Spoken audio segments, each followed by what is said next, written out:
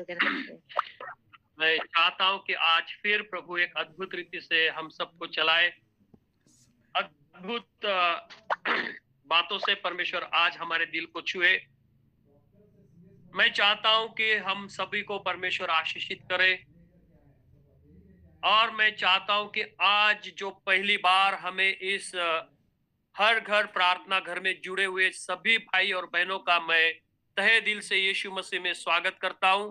हम तालियों के द्वारा उन सभी भाइयों को वेलकम करते हैं जो पहली बार हर घर प्रार्थना घर में जुड़े हैं। आइए हम सब प्रभु को महिमा देते हुए तालियों के साथ प्रभु के महिमा और उसके गौरव में चले। Hallelujah, hallelujah.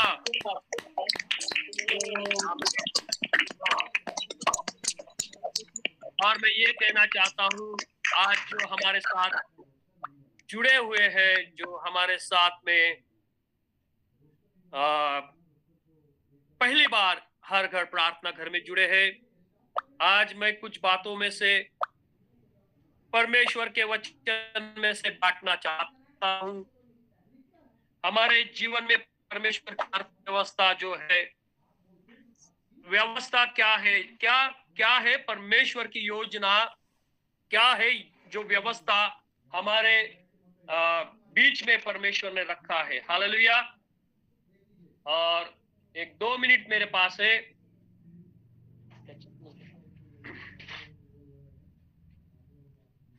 ताकि मैं परमेश्वर की अगुवाई में चलूं।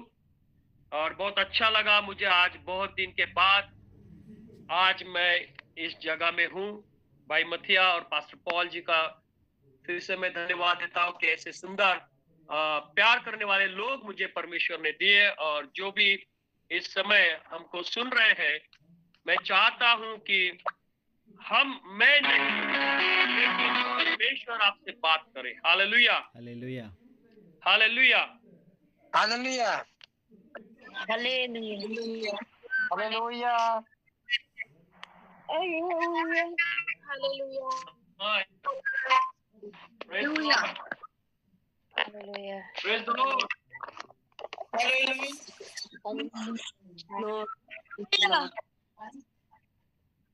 आइए उस परमेश्वर को महिमा करें, उसके नाम को ऊंचा उठाए। क्या ही है जो परमेश्वर के जन, जो परमेश्वर आशीष करता है। एक छोटा सा गीत में गाना चाहता हूं, और हमारे आराधना हो चुकी है, लेकिन मैं चाहता हूं कि इस गीत के द्वारा हम सभी लोग उस परमेश्वर की और आशीष पाए। मैं आपकी इच्छा नहीं जानूंगा, लेकिन मुझे दिल से लग रहा है कि मैं ये गीत गाऊं।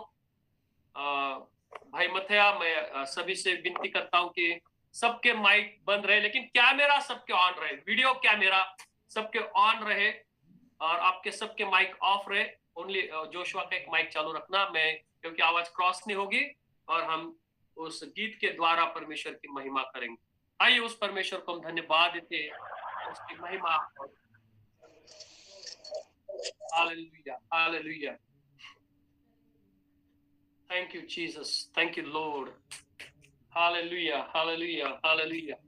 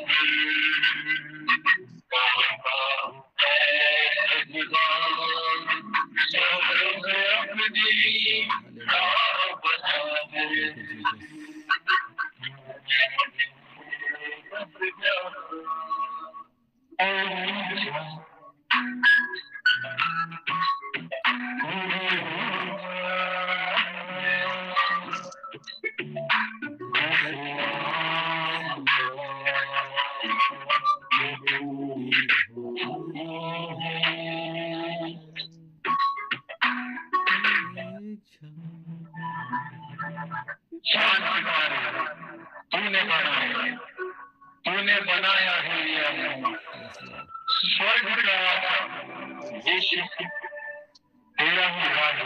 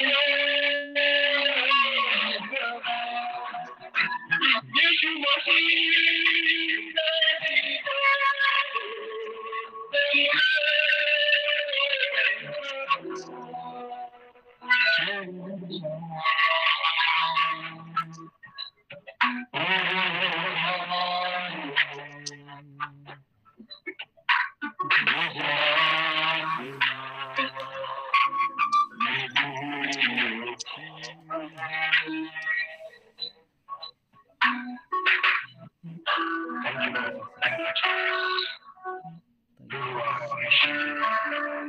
Thank you, Lord. धन्यवाद देते यीशु, हालेलुया। यीशु मसीह को धन्यवाद देते हैं, धन्यवाद देते हैं। परमेश्वर का हालेलुया, हालेलुया। धन्यवाद देते हैं। Thank you Jesus. Praise the Lord. आइए हम प्रभु को धन्यवाद देंगे, उसकी महिमा करेंगे, उसके नाम को ऊंचा उठाते हैं। आइए हम उसके वचन में जाए, उसका अनुग्रह हमारे जीवन में रहे। Amen. और मैं पूरी रीति से विश्वास करता हूं कि आज परमेश्वर हमें आशीषित करने वाले हैं और परमेश्वर हमें उनके वचन के द्वारा चलाने वाले हैं। प्यारे प्रभु का राज हमारे भीतर है। आज मैं उसके वचन के अनुसार आपको बांटना चाहता हूं। प्रभु का अनुग्रह हमारे जीवन में है और वो हमें आशीषित करता है। हालेलुया। आइए हम परमेश्वर के समीप आते हैं। Praise the Lord, praise the Lord. Lord, praise the Lord, praise the Lord, praise the Lord.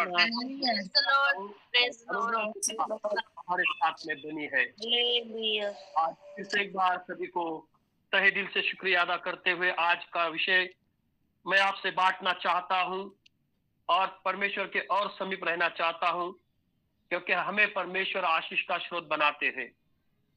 आज मैं आपको कुछ अर्थव्यवस्था के बारे में बताना चाहता हूं। परमेश्वर की अर्थव्यवस्था क्या है, प्रभु क्या चाहता है, उसकी व्यवस्था पहले हम समझेंगे और फिर उसके अर्थव्यवस्था की ओर जाएंगे। हम वचन में से पढ़ेंगे और कोई मुझे मदद कीजिए। हम पहले शुरुआत करेंगे वचन की, जो अर्थव्यवस्था जिसका प्रयोग विशेष रीति से परमेश्वर की अर्थव्यवस्था क्या है ये हम पहले समझ ले। पहले तीमुथियुस की पत्री उसका पहला अध्याय और चौथी आयत से हम शुरुआत करेंगे और उस अर्थव्यवस्था का यूनानी जो भाषा है, उस यूनानी भाषा का अर्थ उसमें इकोनॉमी मुख्यतः यूनानी भाषा में प्रयोग किया गया है, वो है उकाइनोमिया। उकाइनोमिया मतलब इकोनॉमी। इकोनॉमी मतलब क्या है कि जो मुख्यतः गृह प्रबंध, गृह संचालन या प्रबंध और उसको वितरण या बांटना, मतलब धन संपत्ति इत्यादि को सूचित करता है। इसका प्रयोग परमेश्वर की दैवी योजना में उद्योग के मुख्य बिंदु पर रखा हुआ है और वो उद्देश्य है कि जिसका अर्थ स्वयं मनुष्य के लिए अथवा उसमें दे देना। मतलब परमेश्वर की व्यवस्था में जो अर्थव्यवस्था है उसका मतलब है देना। आइए हम उसको देखेंगे पवित्र वचन में से। पहले तीमुथियुस उसका पहला अध्याय और चौथे आयत में क्या लिखा है।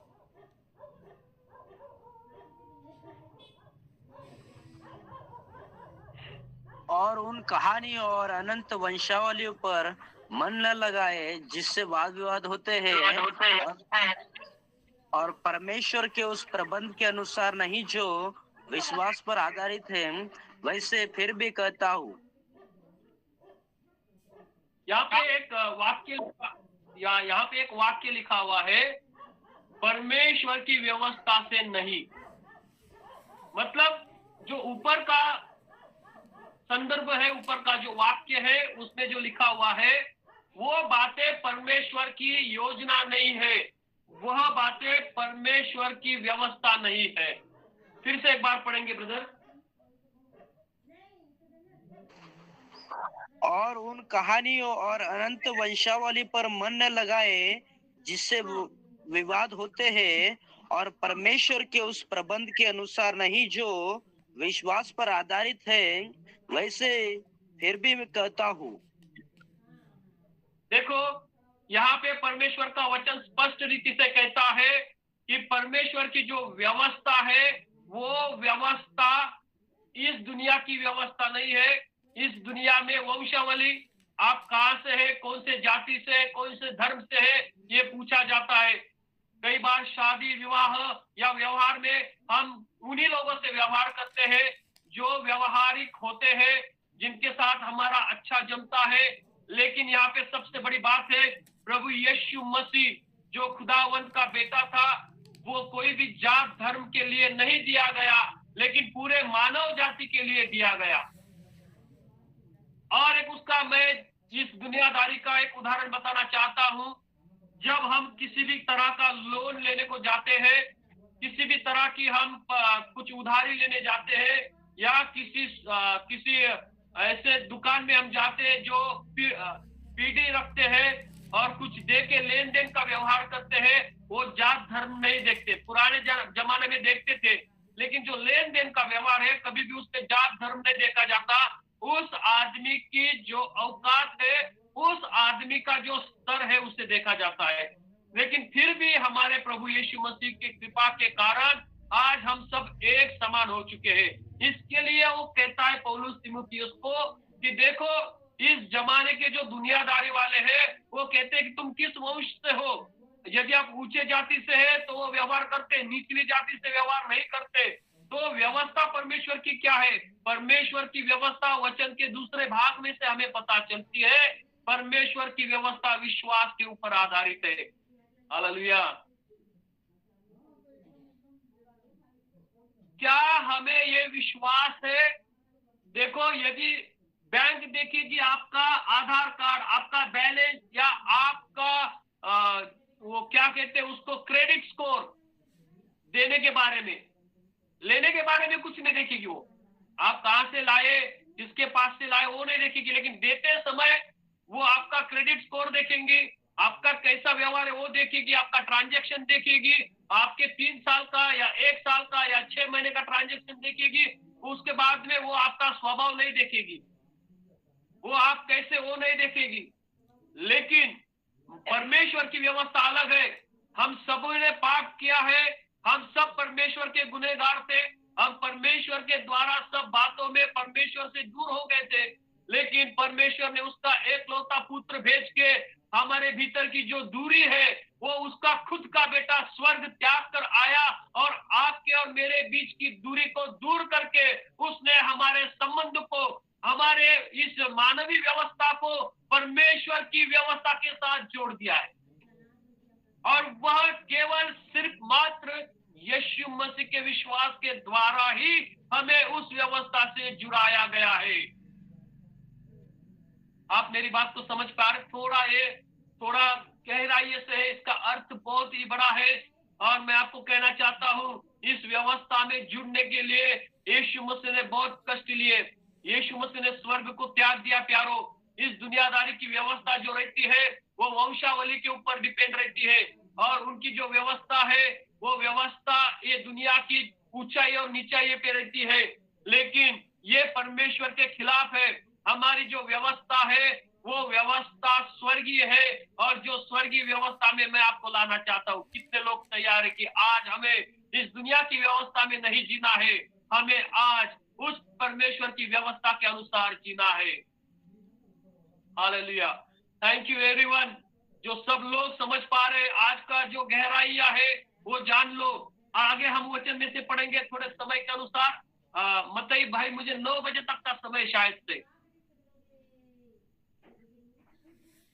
या यस 9 बजे तक मैं शायद से आपको उस धनीपन पे लेके जाऊंगा जो भौतिक भी है और स्पिरिचुअल भी है। आप जानना चाहते हो कि हमें कैसा आशीष मिलता है? देखो, आज लोगों के पास धन है, लेकिन वो धन के साथ में और कुछ बातें हैं। आपकी व्यवस्था प्लान किया है आपने। पहला प्लान किया है, विश्वास के साथ कुछ लोग बीमारी के, हॉस्पिटल के, एक्सीडेंट के बीमा निकालते हैं और बैंक में एक अलग से खाता खोलते हैं। हर महीने वो बीमार गिरते, उनको पूरा विश्वास है कि हर महीने हमें ये बीमारी के 10,000, 20,000, 40,000, they make the plans which one just fair, वो भय के प्लान है। मैं शायद बीमार गिरूंगा और शायद मैं मुझे हॉस्पिटल लगेगा। I really thanks to the Lord which Lord create me, जो परमेश्वर ने मुझे बनाया है उसकी व्यवस्था में लिया है, आज तक मेरा कोई भी इंश्योरेंस नहीं है, ना मेरे पत्नी का, ना मेरे बेटे का, ना मेरा, ना मेरे किसी खानदान में, मेरे जो प्रभु यीशु मसीह ने। इसका मतलब ये है कि आप इंश्योरेंस मत निकालो, वो हमारा इंश्योरेंस कंपनी निकालती, मैंने खुद जाके कभी भी इंश्योरेंस नहीं निकाला है। कोई सहमत होगा? मैं क्षमा चाहता हूँ भैया, कोई LIC का एजेंट अगर काम करता होगा तो बुरा मत मानना भाई, मैं तेरे धंधे के ऊपर कुछ बोलने वाला है नहीं। हालेलुया। मैं तो परमेश्वर की व्यवस्था के ऊपर बात कर रहा हूं, जो धनी है, वो अर्थव्यवस्था क्या है परमेश्वर की। पहले तो आप ये विश्वास देखो, फिर से I will remember you that verse, read again. मैं फिर से चाहता हूं उस वचन को पढ़िए, दूसरा भाग, पहले तीमुथियुस का 4 का दूसरा भाग। सब भाग गए या सो गए पता नहीं। जो विश्वास पर आधारित है। हाँ, वो परमेश्वर की व्यवस्था किसके ऊपर आधारित है? विश्वास के ऊपर। यदि आप विश्वास से 10,000 बीमारी के लिए निकाल के रखोगे, आप जरूर बीमार गिरने वाले हो। यहाँ पे एक भाई है जिसकी गवाही मैं बताना चाहता हूं, शायद वो भाई अपने साथ जुड़ा है क्या मालूम नहीं। वो भाई कुछ दिनों से मेरी उनकी पहचान हुई। विजय भाई है, विजय नाम है उनका, और वो ट्रक चलाते हैं। सुनिए, ये बहुत ही अहम गवाही है, शायद वो भाई मेरे साथ है या नहीं, लेकिन मैं बताना चाहता हूं कि जब उनका पिछले 2 महीने से बारिश में, थोड़ी हल्की बारिश हो रही थी, और वे संडे के दिन, इतवार के दिन मतलब नागपुर में से उनके गांव की तरफ आ रहे थे, तो अचानक से माल से भरा हुआ बड़ा ट्रक उनका पलटी हो गया, पूरी रीति से पलटी हो गया, वो घिस के गया तकरीबन। लेकिन उनका विश्वास था प्रभु के ऊपर, अभी भी विश्वास है। मैं कहता हूं कि वो जो रस्सी है, वो जो कपड़ा है, वो भी फटा नहीं, और इतना भी उनको कुछ लगा नहीं, पूरा ट्रक पलटी हो गया। अब देखो, सोचो वो मालिक को क्या जवाब देते थे और क्या होता था, लेकिन उनको खरोच भी नहीं आई, ट्रक भी नहीं घिसा गया, कुछ भी नहीं हुआ। आप जान सकते हो, हमारे साथ में है तो कहेंगे कि ये सच बात है, लेकिन मैं कहता हूं उनका विश्वास इंश्योरेंस के ऊपर नहीं, उनका विश्वास उसके मालिक के ऊपर नहीं, उनका विश्वास उस परमेश्वर के ऊपर है, क्योंकि वो परमेश्वर के साथ में वाचा बांधे हुए। और वो ट्रक अचंभित हुआ, और मैं जब प्रार्थना कर रहा था उनका फोन आया कि उनका भीषण दुर्घटना हुई, अपघात हुआ, एक्सीडेंट हुआ, और पूरा ट्रक पलटी हो गया है। लेकिन पास्टर जी, मैं कहता हूं कि बिल्कुल कुछ टूटा भी नहीं, रस्सी भी नहीं टूटी, पेपर भी नहीं फटा, और वो सब अचंबा कर रहे, जो भी ट्रक को उठाने आए वो अचंबित हो रहे। देखो मेरे प्यारे, मैं आपको गलत राह नहीं बताता हूं, जिसका चरवाहा, जिसका संभालने वाला यहोवा है, वो तो ना सोता है ना तो ऊँघता है। अब हम आगे जाएंगे। पहली बात तो ये है कि हमें उस परमेश्वर की व्यवस्था के अनुसार रहना चाहिए। उस परमेश्वर की व्यवस्था क्या है? घर में एक व्यवस्था है। परमेश्वर कहता है कि हर पति ने अपने पत्नी को, और हर पत्नी ने अपने पति को, एक दूसरे को हमने रेस्पेक्ट देना चाहिए, ये परमेश्वर की व्यवस्था है। लेकिन हर घर में, विश्वासी के घर में ये बात नहीं होती, इसके लिए तलाक हो रहे हैं। और वो जो आर्थिक, जो हमें नुकसान पहुंचाता है इकोनॉमिकल दृष्टि से, देखो कर्ज लेते हैं हम जो कर्ज लेते हैं, वो कर्ज क्यों लेते हैं? क्योंकि हमें हमारी जरूरत ज्यादा हो जाती है, हमारी अपेक्षा ज्यादा हो जाती है। लेकिन जो पुराने नियम में अब्राहम था, और जो लोग थे, याकूब था, परमेश्वर ने उन्हें आशीषित किया था। लेकिन इस जमाने में हमारा विश्वास बदलते जाता है, और हमारी अर्थव्यवस्था उसी समय में वो बेस नहीं रहता है, तो हम फिर से उस पॉवर्टी में, उस गरीबी में हम जाते हैं। उसको हम गरीबी कहते हैं, पॉवर्टी, गरीबी कहते हैं। आइए अगले में देखेंगे कि परमेश्वर ने हमें पहले क्या क्या दिया है। ये आपको बहुत जरूरी है, उसकी व्यवस्था में क्या है। He gave his only one begotten son. परमेश्वर ने हमें अपने मुक्ति के लिए, मोक्ष के लिए उसका एकलौता बेटा दे दिया है। व्यवस्था का मतलब है देना। आर्थिक व्यवस्था का मतलब है कि प्रभु के लिए देना, उनके लोगों के लिए देना। जब हम सीख जाएंगे तो अब हमें आर्थिक आशीष मिलना प्रारंभ हो जाएगी। हालेलुया, धन्यता। हालेलुया।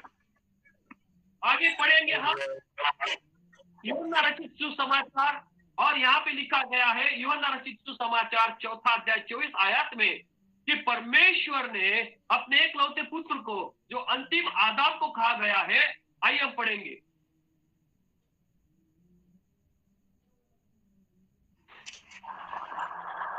परमेश्वर आत्मा है और अवश्य है कि उसकी आराधना करने वाले आत्मा और सच्चाई से आराधना करें।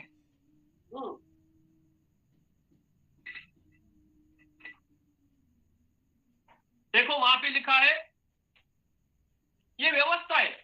हेलो, क्या सब लोग हैं, सुन रहे हैं?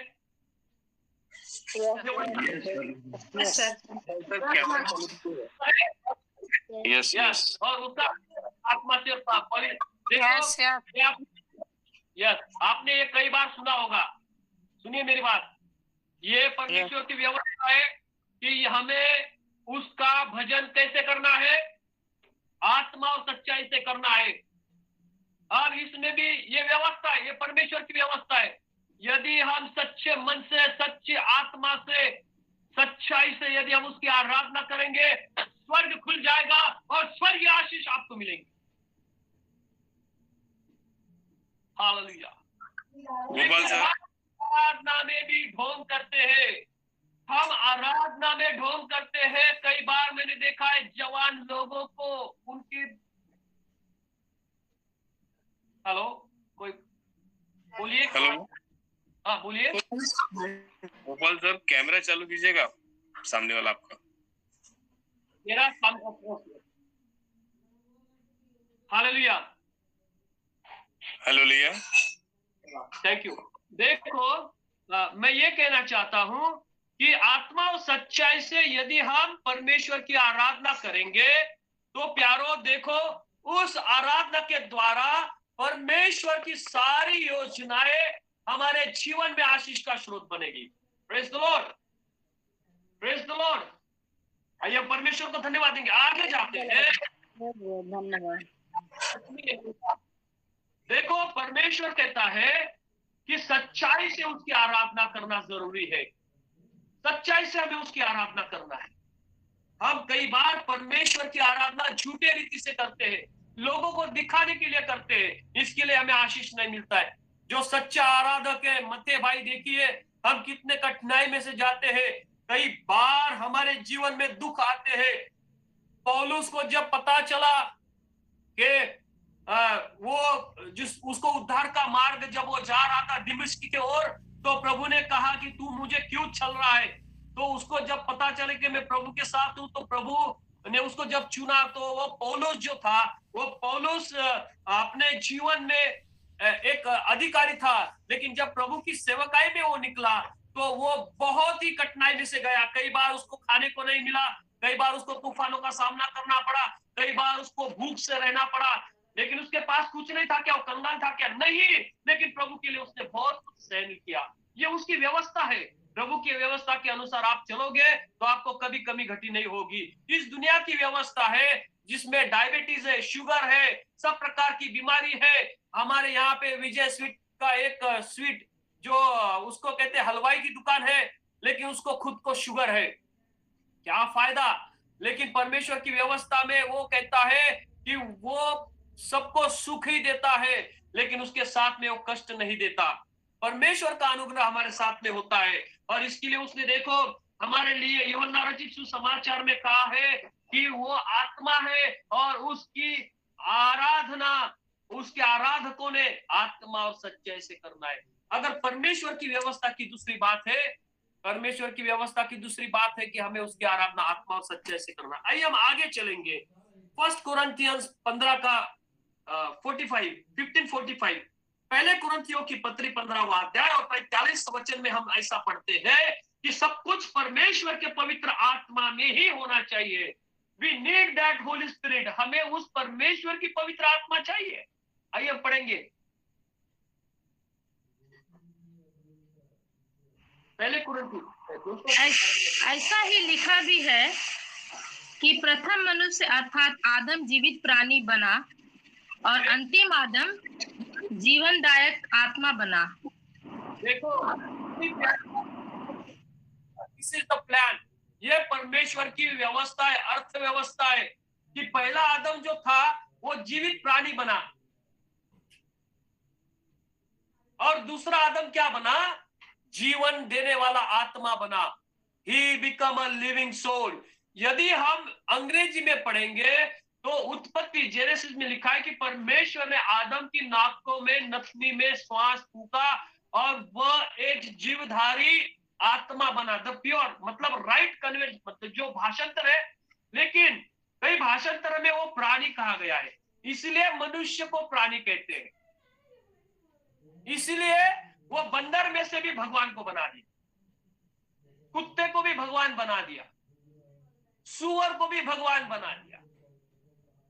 लेकिन भगवान या परमेश्वर वो सूअर नहीं है, परमेश्वर इंसान नहीं है, परमेश्वर कोई बंदर नहीं है, परमेश्वर कोई गधा नहीं है, परमेश्वर कोई सूअर नहीं है। परमेश्वर परमेश्वर है और उसने प्रूफ किया इस वचन के अनुसार कि वह एक आदम को भेजा जो आदम मनुष्य के स्वरूप में आया, स्वर्ग को छोड़ा और वो एक जीवधारी, जीवन देने वाला आत्मिक बन गया।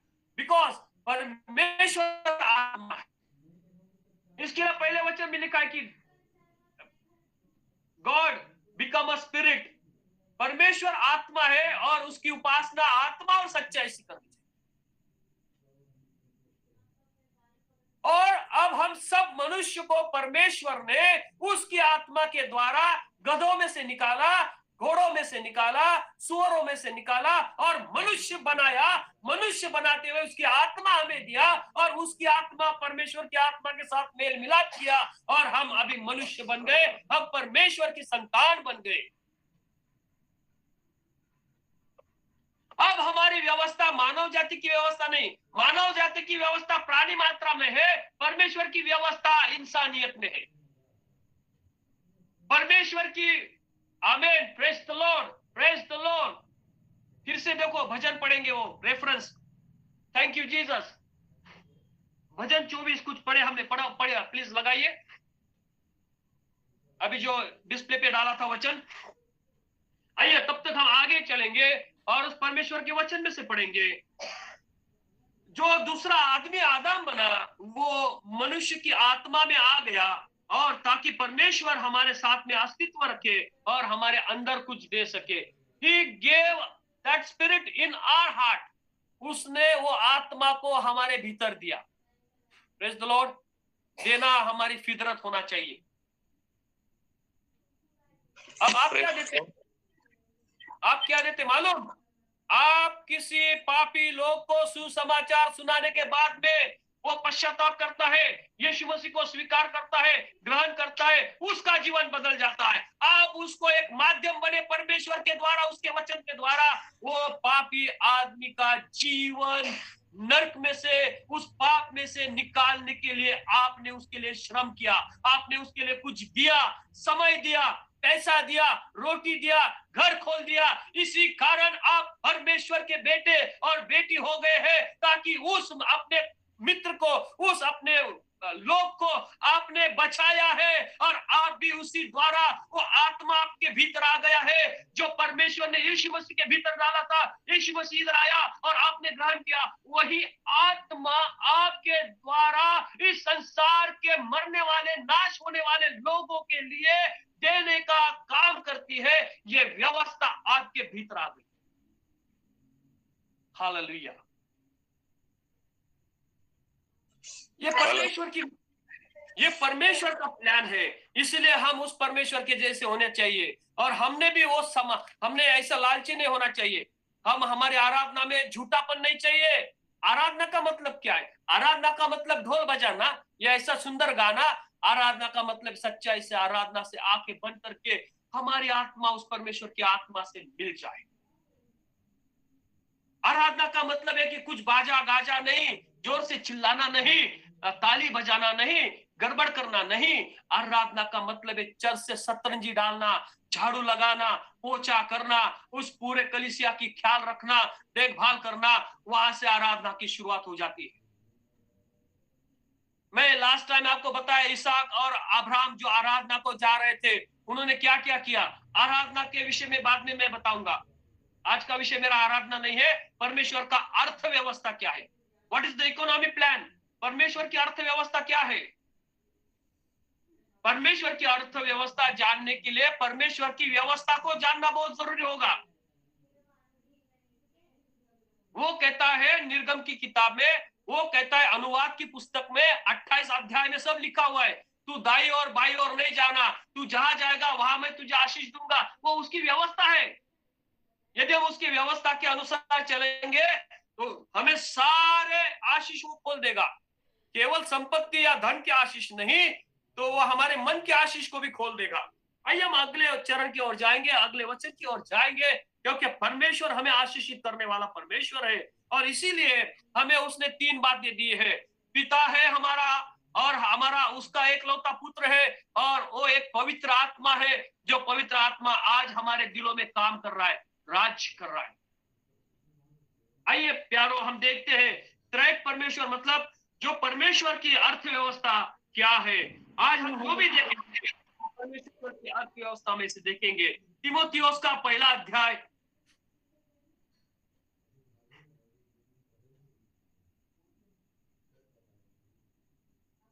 फर्स्ट तीमुथियुस, पहले तीमुथियुस की पत्री उसका पहला अध्याय और 3 से लेके 7 पद तक हम देखेंगे।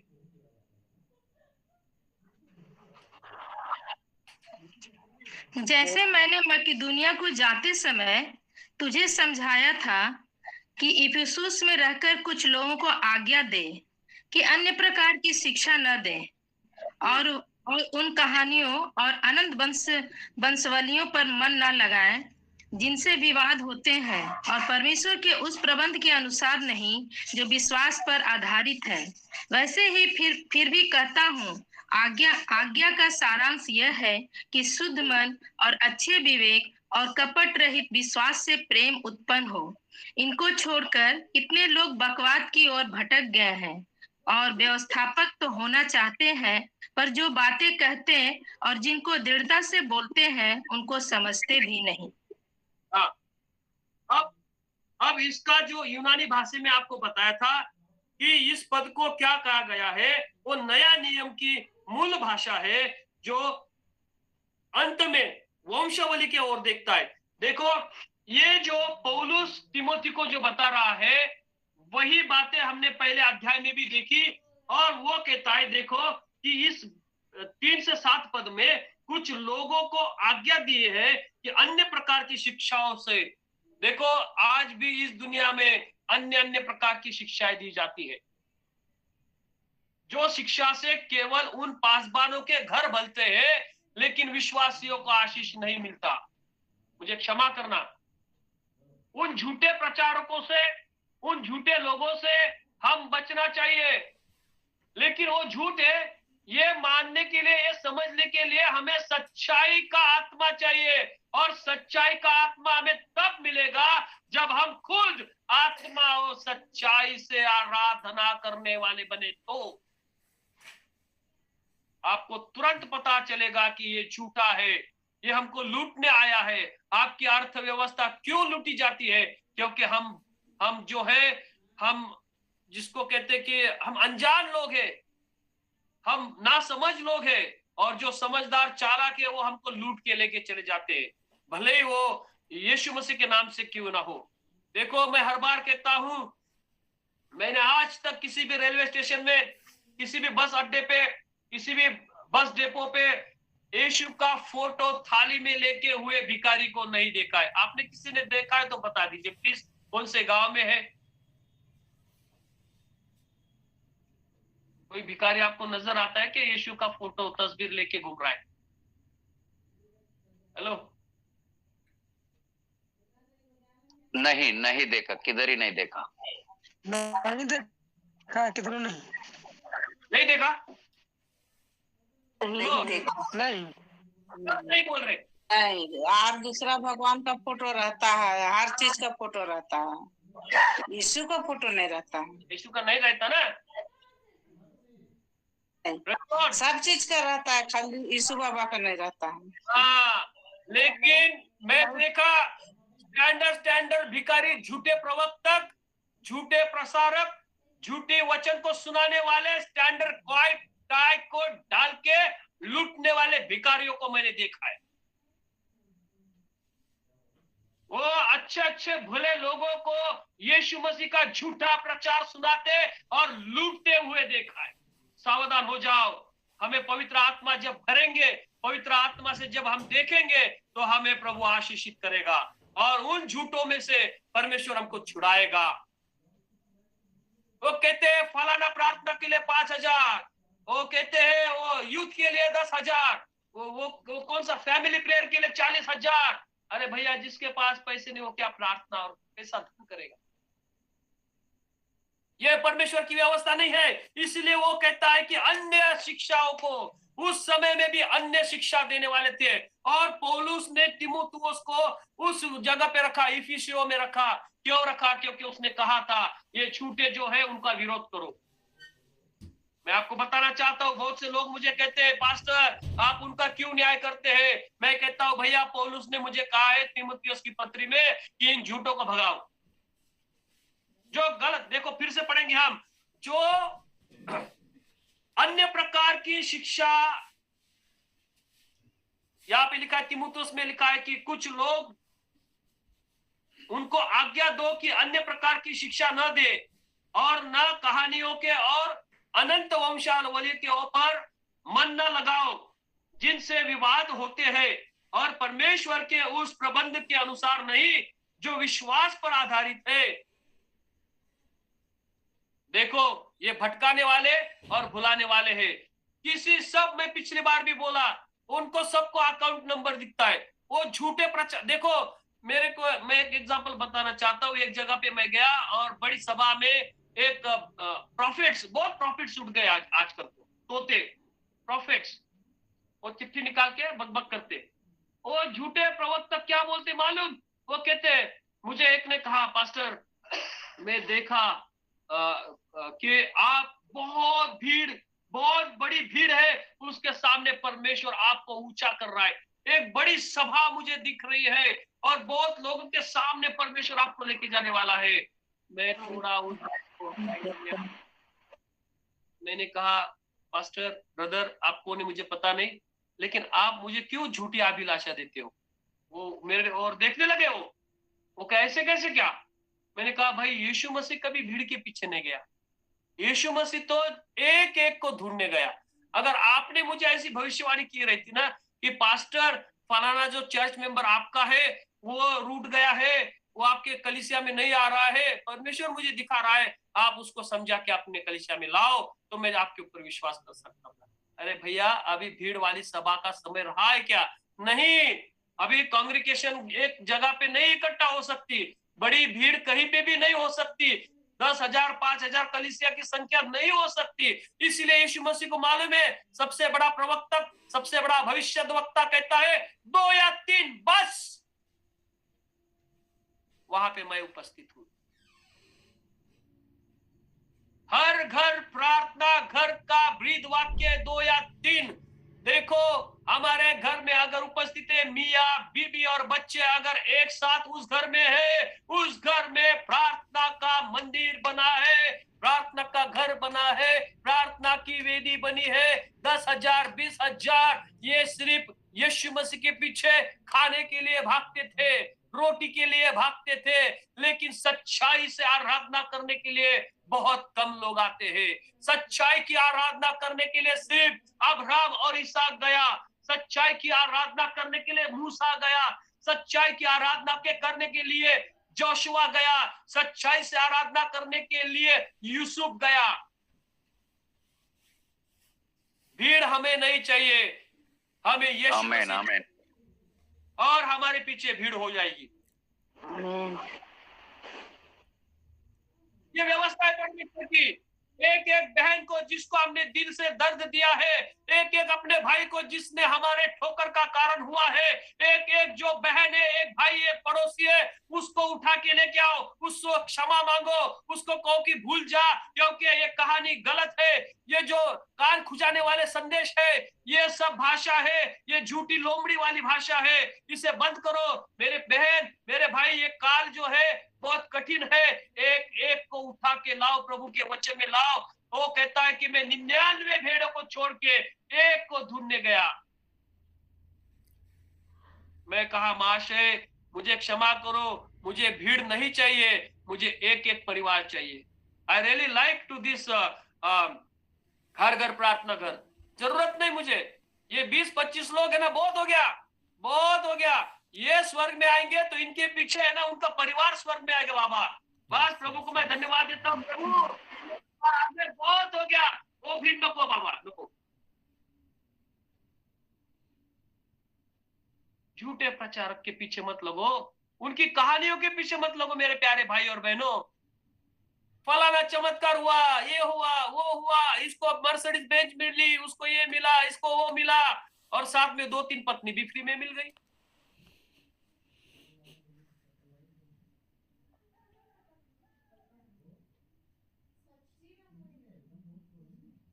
साथ में कलीसिया के लोग भी फ्री मिल गए, पप्पा पप्पा शप्पा शप्पा बोलने लग गए। अरे एक ही पप्पा है हमारा, एक ही डैडी है हमारा, एक ही फादर है हमारा। आत्मिक ठीक है, लेकिन वो आत्मिक होना जरूरी, उसको हृदय आत्मिक होना बहुत जरूरी है। आगे पढ़ेंगे हम, 15 मिनट मेरे पास में है, रुक जाऊं या चलूं? आगे सुनना है कि रुकना है? ये सुनना है। वाह वाह, बहुत बहुत शुक्रिया। यस आइए अगले पद की ओर जाएंगे। और पुत्र, आत्मिक पुत्र तिमोथियुस को कह रहा है पौलुस कि देखो भैया, ये जो लोग है ना, ये झूठी कहानी। देखो एक कहावत है मथिया भाई की मुझे बहुत याद आती, क्योंकि वो शेरो शायरी बहुत अच्छी करते हैं। आज तो मेरे को शेरो शायरी सुनने को चांस ही नहीं मिला। वो मेरा एक कहना है, झूठा जो है वो मुंह से गाता है, भूखा पेट से, सच्चा दिल से गाता है। अब आप समझ लीजिए कि आपको कैसे आराधना करनी। हालेलुया। आइए हम आगे चलेंगे और आगे के पद को देखेंगे कि परमेश्वर हमसे क्या कहना चाहता है। देखो दैवी मतलब परमेश्वर की अर्थव्यवस्था की परिभाषा ये है, परमेश्वर की अर्थव्यवस्था की परिभाषा ये पवित्र शास्त्र में लिखा गया है। परमेश्वर के 66 पुस्तक में मिलकर बनाए गए अनेक प्रकाशिक वाक्य में ऐसा लिखा हुआ है कि धर्मी उसका दृष्टिकोण होना चाहिए कि वो विस्तृत किया जाए, बांटा जाए, देना उसने सीखना चाहिए, बांट देना चाहिए। परमेश्वर की अर्थव्यवस्था बांटने के विषय में बताती है, लेकिन हम तो सब बटोरने के विषय में बताते। देखो परमेश्वर कहता है कि बांटो, मतलब प्यार बांटना है, परमेश्वर का प्यार बांटना है। यदि आप प्यार बांटोगे तो प्यार की कटनी करोगे, और जो प्यार की कटनी करेगा वो धन का लोभी नहीं रहेगा, और धन का नहीं लोभी रहेगा वो स्वर्ग में चला जाएगा, वो स्वर्ग की बातों का ख्याल रखेगा। कोरिन्थियों की पत्री 2 कोरिन्थियंस उसका 13वां अध्याय, और हम देखेंगे 14 पद। 2 Corinthians chapter 13 verse 14।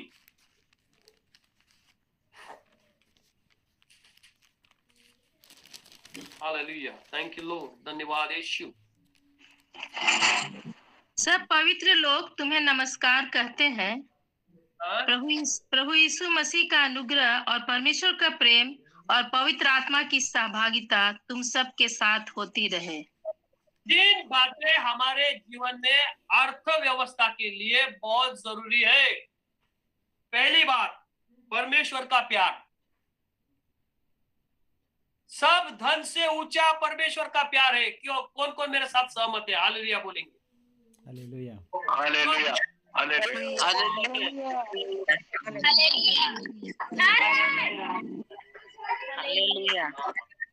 प्यार धन से खरीदा नहीं जाता।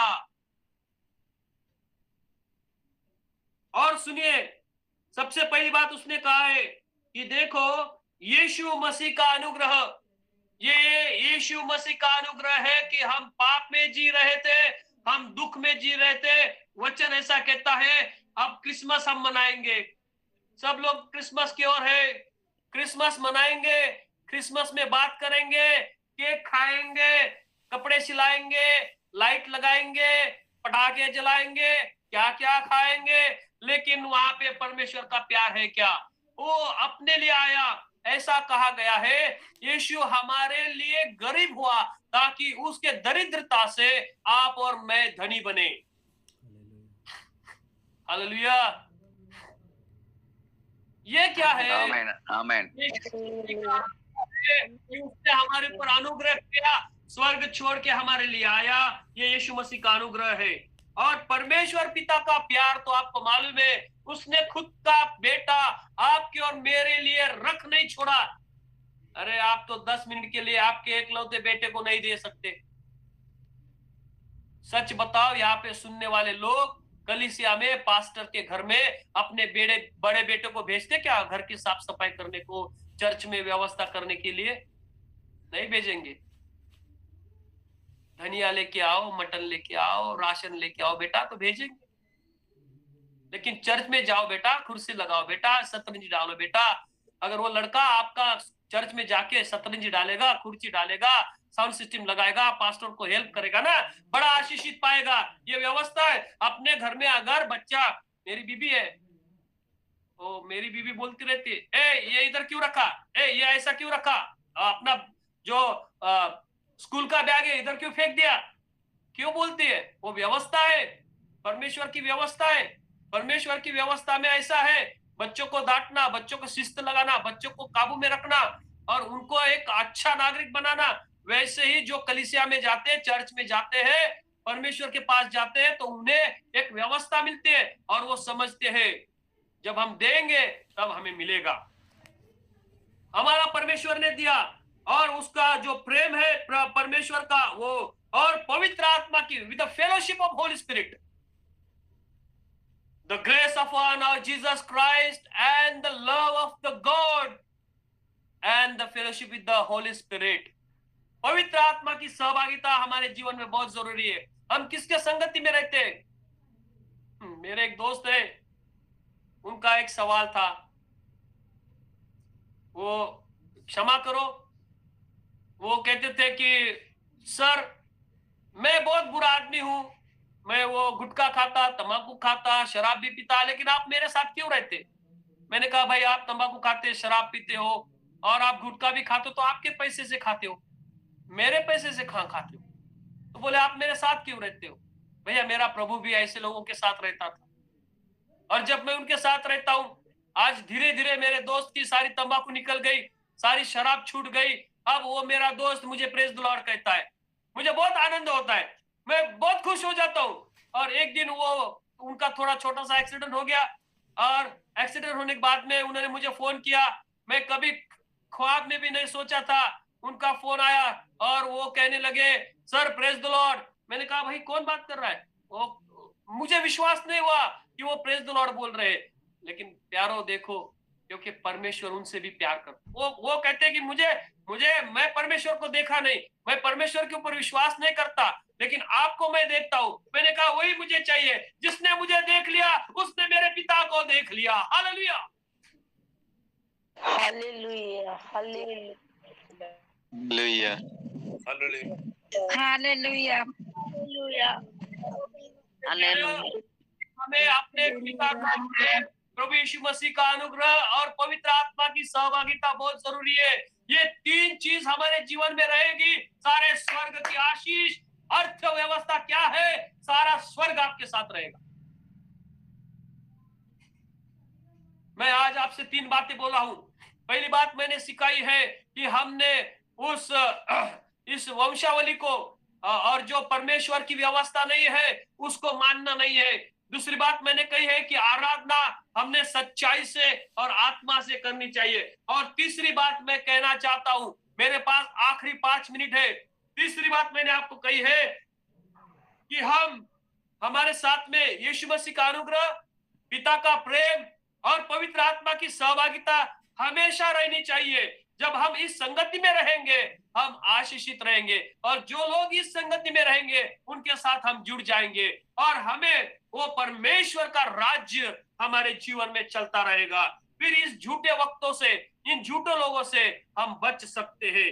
इसी कारण परमेश्वर के वचन में लिखा हुआ है कि हम 2 कुरिन्थियों में देखते हैं कि उसका प्यार हमारे जीवन में रहना चाहिए। फिर से एक बार हम पहले तीमुथियुस की पत्री 6 अध्याय 16वीं आयत की ओर जाएंगे। 1 Timotheus chapter 6 verse 16। Hallelujah, thank you Jesus, thank you Lord, thank you. और अमरता केवल उसी की है, और वह अगम्य ज्योति में रहता है, और न उसे किसी मनुष्य ने देखा और न कभी देख सकता है। उसकी प्रतिष्ठा और राज्य युगानुयुग रहेगा। आमीन। ये मेरे उस दोस्त का जवाब है।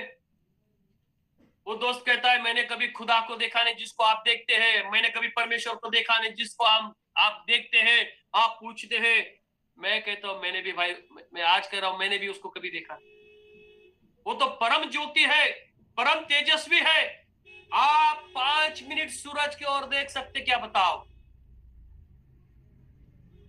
एक बंदा मुझे जालना में से मिला, नास्तिक था, कहा कि मैं नास्तिक हूं। ऐसे लोग खुद को नास्तिक समझते हैं, नास्तिक नहीं होते। वो तो आस्तिक से भी नास्तिक नहीं रहते, आस्तिक से भी आस्तिक रहते। वो बंदा बोला कि मुझे परमेश्वर का, अगर आप सच्चे खुदा के बंदे होंगे तो मुझे आज ही परमेश्वर का दर्शन लेना है। मैंने कहा भाई ठीक है, करवा देते आपको दर्शन। किस किस को दर्शन लेना है परमेश्वर का? गलती से भी हाथ नहीं उठाना, पहले पूरा सुन लो। वो मेरे पीछे बहुत जिद करके लग गए, नहीं आप अगर सच्चे खुदा के बंदे हो, यदि आप यीशु मसीह के सच्चे बंदे हो, यदि आप परमेश्वर की हो, सब फलाना फलाना, मुझे आज परमेश्वर का दर्शन करना है। मैंने कहा ठीक है, मैं करवा देता हूं। मैंने सॉकेट में, प्लग सॉकेट में 2 वायर डाल दिया, स्विच को ऑन कर दिया, और मैंने कहा कि भैया अभी ये 2 वायर को पकड़ लो, अपने आप परमेश्वर के दर्शन हो जाएंगे। लौट कर हालेलुया। एक मीटिंग में मुझे परेशान किया। 3 दिन का मीटिंग चालू था, हर बार आता था, मुझे कहता था पास्टर आपके बारे में मैंने बहुत सुना है, आप मेरा ये सिगारेट छुड़ा दो। मैंने कहा भैया मैं कौन होता हूँ तेरे सिगारेट छुड़ाने वाला? नहीं मुझे पता है, अब मैं देखना चाहता हूँ। मैंने कहा मत देख यार, मैं बहुत टेढ़ा आदमी है। पहला दिन गया, दूसरा दिन बार बार वही करता था मीटिंग के सामने, तीसरे दिन खड़ा हो गया। मैंने कहा आजा आप पहले तेरे को सुधार दूं। उसका कहा चल जला तेरी सिगारेट। बंदे ने सिगारेट जलाई, सब लोग देख रहे पूरे मंडाल में, पूरे इसमें, और सिगारेट, उसको बोला चल झुर्री मार, देख तेरा फूक कितना क्या है। उसने फूका, ऐसा फूका, और मैंने कहा कि देख अभी तूने ऐसा किया है, दोनों उंगली को ऐसा कर दे। जब उसने दोनों उंगली ऐसा कर दिया, सिगारेट नीचे गिर गया। जैसे सिगारेट नीचे गिरा, मैं उसको एक जोर से थप्पड़ लगा दिया।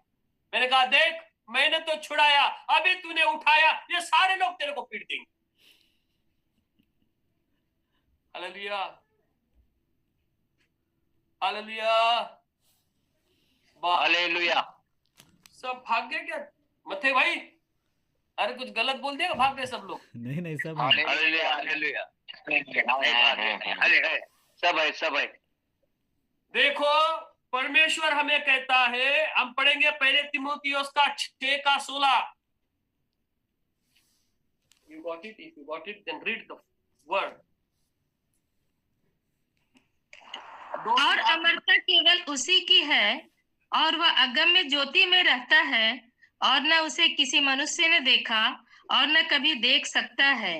उसकी प्रतिष्ठा। परमेश्वर मुझे थोड़ी सी झलक दिखा दे, थोड़ा। हेलो, पौलुस को दिख गया, उसका जीवन बदल गया। जो शॉल था वो पॉल बन गया। आज बहुत लोगों को ख्वाब में दिखता है, हमने यीशु को देखा, बड़ी लंबी दाढ़ी है, ये सफेद है, ये है वो है, और सवेरे उठते गाली गलौज कर देते। क्या इसने सच्ची में देखा? जिसने भी प्रभु को देखा उसका जीवन बदल गया है। जिसने भी यीशु को देखा, जिसने भी परमेश्वर को देखा, उनका जीवन बदल गया है। वो व्यक्ति वैसे के वैसे नहीं रहा, वो पूरी रीति से बदल गया है। हे झूठो प्रचारक, हे झूठो दृष्टो, याद रखो, यदि आपने सच्चे परमेश्वर को देखा है, आप बदल जाओ। आइए अगली आयत को पढ़ेंगे, कलीसियों की पत्री पहला अध्याय 19 वचन में।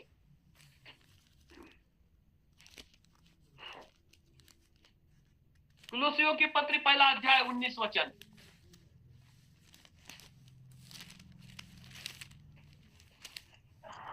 क्योंकि पिता की प्रसन्नता इसी में है कि उसमें सारी परिपूर्णता वास करे। हाँ, देखो, ये पिता की इच्छा है उसके पुत्र में, उसके लोगों में उसकी सारी परिपूर्णता आ जाए, यानी कि आप और मैं परमेश्वर के समान बनने की कोशिश करें ताकि उसकी सारी परिपूर्णता हमारे भीतर आए। इसलिए हम बपतिस्मा लेते हैं, पानी में पूरे चले जाते हैं और पुराने मनुष्य को मार देते हैं और नए मनुष्य को परिधान करते हैं ताकि हम परमेश्वर के जैसे बने, उसके पुत्र के जैसे बने और पवित्र आत्मा से चले। ये पिता की इच्छा है कि हम बदल जाए, हम झूठे ना रहे। झूठा कौन है? वो शैतान है। लेकिन परमेश्वर की इच्छा है कि हम उसके समान बने। आइए अगली आयत को पढ़ेंगे, यूहन्ना रचित सुसमाचार पहला अध्याय और 18 आयत को हम पढ़ेंगे।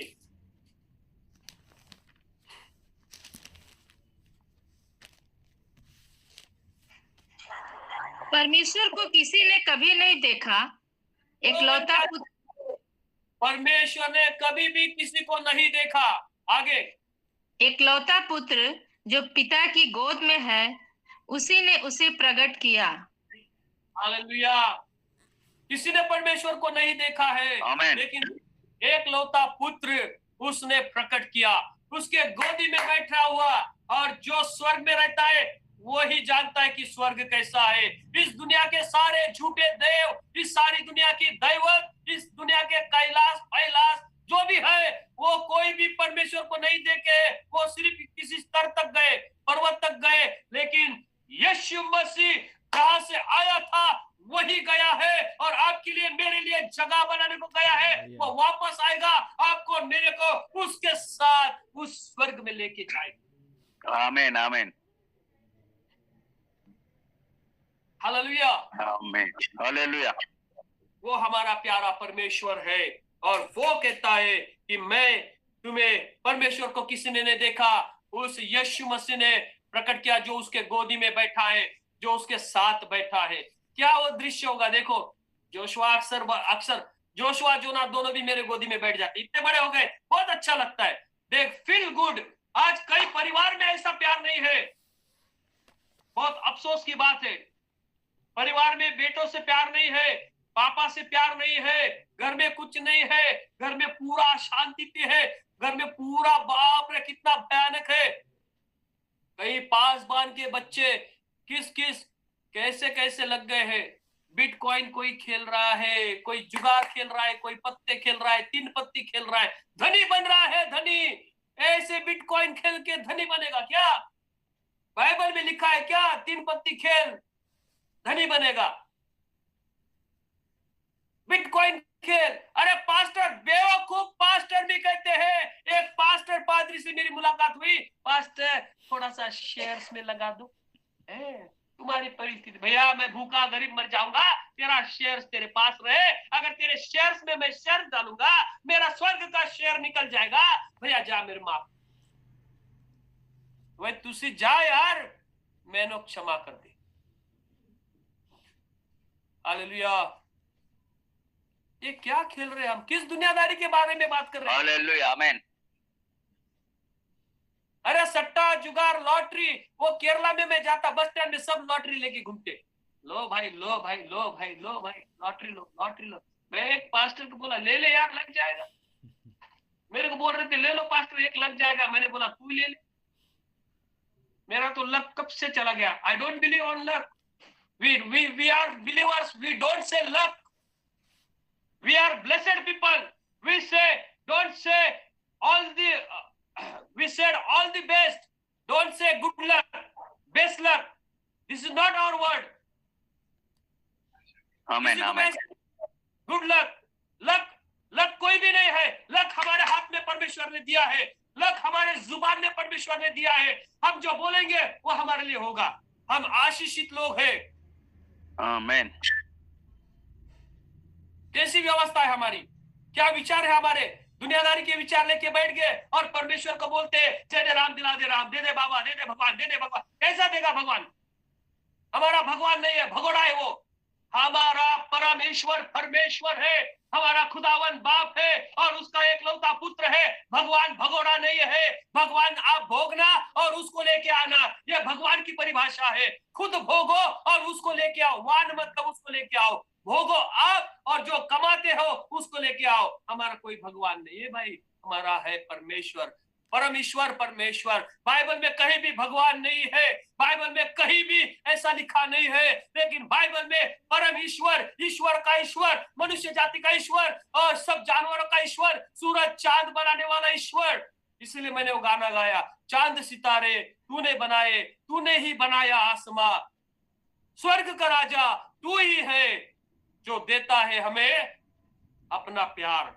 हालेलुया। आइए आगे के आखिरी 2 कलम पढ़ेंगे और मैं रुकना चाहता हूं और आगे से हम देखेंगे जैसे समय मिलता है हम परमेश्वर के वचन में और दृढ़ बनेंगे और दुनियादारी की भाषा से, दुनियादारी की कहानियों से हम दूर रहेंगे।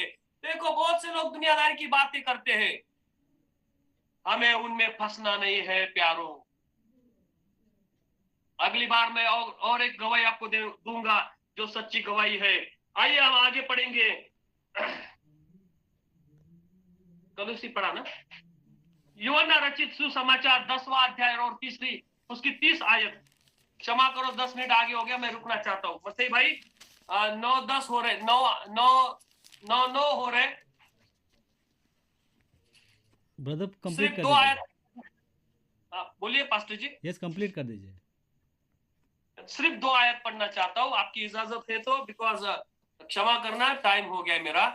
2 आयत पढ़ना चाहता हूँ।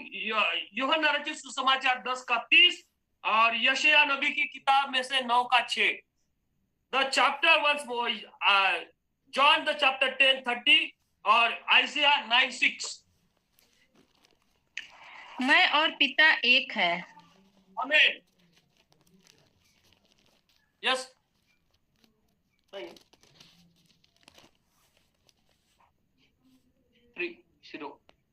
पढ़िए पढ़िए 10 का 30। हेलो 30 से आगे थोड़ा पढ़ो बस। मैं और पिता यहूदी जी मैं और पिता एक है। 31 यहूदियों ने उस पर पथराव करने को फिर पत्थर उठाए। अब देखो, अब देखो, यीशु मसीह ने कहा ए भाई मैं और पिता एक है। ये यहूदी बहुत डेंजर है। ये यहूदी का इतिहास में नेक्स्ट टाइम बताऊंगा आपको। फिर यहूदी लोगों ने क्यों पथराव किया, क्यों सोचा, अब यीशु ने क्या किया, आगे थोड़ा पढ़िए प्लीज। इस पर यीशु ने उनसे कहा, मैंने तुम्हें अपने पिता की ओर से बहुत से भले काम दिखाए हैं, उनमें से किस काम के लिए तुम मुझ पर पथराव करते हो?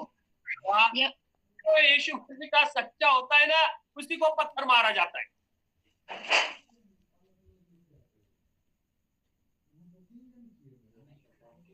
और जो नहीं होता है उनके पैर पकड़े जाते हैं और कहते पापा जी ये मेरा आत्मिक पिता है, अबे तेरे बाप कितने हैं ये तो बता। कभी ये पिता कभी वो पिता, और ये भी पीते रहता है, इसका तो सब पिता।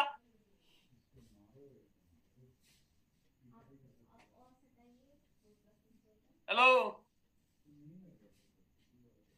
खुद पिता है और सबको पिता बोलता है। आगे पढ़िए प्लीज। सेकंड आइजिया 9 का 6।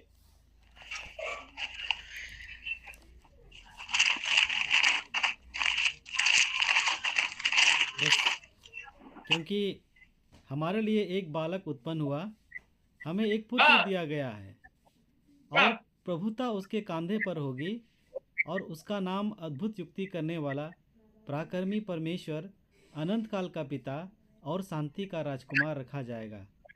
आमीन। शाबाश। हेलो, इतना बढ़िया आइज़ाया ने भविष्यवाणी की थी। और वो भविष्यवक्ता क्यों है? क्योंकि उसने यीशु मसीह के बारे में बताया था। वो अद्भुत मंत्री, सनातन परमेश्वर पिता, और उसके ऊपर कांधे के ऊपर क्या होगा? उसके कांधे के ऊपर क्या होगा? प्रभुता। प्रभुता का मतलब क्या है? वो पहला था, पहलोटा था, जो सारे मानव जाति के लिए मरा। ऐसी शिक्षा उसने ली जो कठिन से कठिन थी। उसके हृदय में भाला मारा गया, उसे उस क्रूस पे लटकाया गया, उसके सिर में कांटों का मुकुट डाला गया, फिर भी वो कुछ बोला नहीं। ये सारे मानव जाति के लिए वो प्रथम मरा, कब्र में डाला गया, तीसरे दिन उठा और स्वर्ग के पिता के पास चला गया। आज दुनिया में सब अकबर की कब्र है, और उसकी कब्र है जिसको कहते हैं ताजमहल बनाया है, मुमताज की कब्र है, सबकी कब्र है। और दुनिया में सब कब्रों में यीशु मसीह की भी कब्र है, लेकिन सारे कब्र में सड़ा हुआ मांस है, हड्डियां है, उसमें एक बदबू है। लेकिन एक कब्र ऐसी है जो यीशु मसीह की, जिसमें ना यीशु मसीह की देह है, ना रूह है, ना कब्र है। आमीन। वो सब रूह देखो निकल गई है, और वो जीवित होके रूह में नहीं शरीर में आया और बताया, देखो मुझे छू के देखो। भूतों को शरीर नहीं होता, लेकिन मुझे तो शरीर है। मैं आया हूं जाने के लिए। हालेलुया। यस यस आमीन। हालेलुया। आज हम क्रिसमस मनाएंगे प्यारो। ये जो 24 का क्रिसमस है, आपका क्रिसमस अलग होना चाहिए। ये 25 में आप जब जाओगे तो आप विश्वास के साथ बोलोगे कि आज मैं वैसा नहीं हूँ, आज मेरी व्यवस्था बदल गई है, आज मेरे पास उस व्यवस्था। देखो आप सब धनी बनेंगे, लेकिन मूर्ख के पास धन नहीं टिकता। मेरे प्यारे बच्चों, पहले आप परमेश्वर की व्यवस्था को अपना आप बनाओ, फिर परमेश्वर जो धन देगा वो तुमसे कोई चुरा नहीं पाएगा। आपको सब लूटेंगे। इसके लिए बहुत लोगों को परमेश्वर ने गरीब रखा है, बहुत लोगों को परमेश्वर ने धन नहीं दिया है, ताकि आपको धन संभालते नहीं आएगा। और कहता है कि आपके पेट के फल, मतलब आपके पुत्र और कन्या आपका श्रेष्ठ धन है, जो परमेश्वर से प्राप्त हुआ है। आज भी हमारा श्रेष्ठ धन बह गया है। हालेलुया। आइए हम प्रभु को धन्यवाद देंगे। आमीन आमीन आमीन। अगली बार हम जरूर मिलेंगे। और भाई मत्तिया से मैंने वादा किया है कि इस विषय को मैं पूरा कंप्लीट करूंगा और मैं आपके लिए लेके आऊंगा परमेश्वर की अर्थव्यवस्था। अगर आप इसमें से आशीषित होंगे तो आप इतने आशीषित होंगे, ना ही केवल धन के द्वारा, लेकिन आप आत्मिक धन से भी और आर्थिक धन से भी अर्थव्यवस्था में भी आशीष हो जाएंगे। I am really blessed. I have completed all that. मैं परमेश्वर की उस सारी बातों से कंप्लीट हूँ, क्योंकि मेरा बेटा वो सेव्ड हो गया है, जोनाथन भी सेव्ड है, मेरी पत्नी सेव्ड है। सबसे बड़ा धन ये है कि हमारा उद्धार हो गया है। और मैं धन्यवाद देता हूँ परमेश्वर को कि मुझे इस दुनिया के धन की अभी जरूरत नहीं है, क्योंकि मैंने मेरे बेटे को बचा लिया है, मैंने मेरे परिवार को बचा लिया है, मैंने मेरे पत्नी को बचाया है, मैंने मेरे छोटे बच्चे को बताया। मेरी जो धाव है, मैं जो दौड़ है, उस दौड़ को पूरी किया है। और I am the success in Christ. मैं एक सफल जीवन यीशु मसीह में जी रहा हूँ, क्योंकि आप देखते हैं कि मेरा परिवार परमेश्वर की सेवकाई कर रहा है। आमीन। इससे बड़ा मुझे कुछ नहीं है। लोगों ने धन संपत्ति सब लिया है, लेकिन आज उनके परिवार में क्या है? मैं किसी का जजमेंट नहीं करना चाहता हूँ, लेकिन ये सब परमेश्वर की कृपा है प्यारो। मैं मेरा काम किया। I never tell single gospel to Joshua. I didn't say any single word to Jonathan. I didn't correct to my wife because of they are not mine. They all in Jesus Christ. मैं ये कहना चाहता हूँ, भाषांतर करता हूँ। मैंने कभी भी यीशु मसीह के सच कह के बताता हूँ। जोशुआ को कभी भी मैंने करेक्ट नहीं किया, उसको कभी भी बाइबल पढ़ ऐसा नहीं कहा। मैंने मेरे छोटे बच्चे को कभी नहीं कहा प्रार्थना कर, मेरे पत्नी को मैंने कभी करेक्ट नहीं किया। लेकिन मैं मेरा जीवन प्रभु में बिताता गया, प्रभु सबको ठीक करते गया। और आज मैं देता हूँ सुंदर पत्नी के लिए, बच्चों के लिए, और ऐसा जो मेरा हर घर प्रार्थना के घर विश्वास वाले लोग मेरे साथ में है। हर समय मेरा परमेश्वर के काम में बीतता है। मैं कभी कोर्ट में नहीं जाता, मैं कभी कचहरी नहीं जाता, मैं कभी हॉस्पिटल नहीं जाता, लेकिन मेरे प्यारे भाई के लिए, मथैया के लिए और आप लोगों के लिए प्रभु का वचन सुनाने के लिए परमेश्वर मुझे समय देता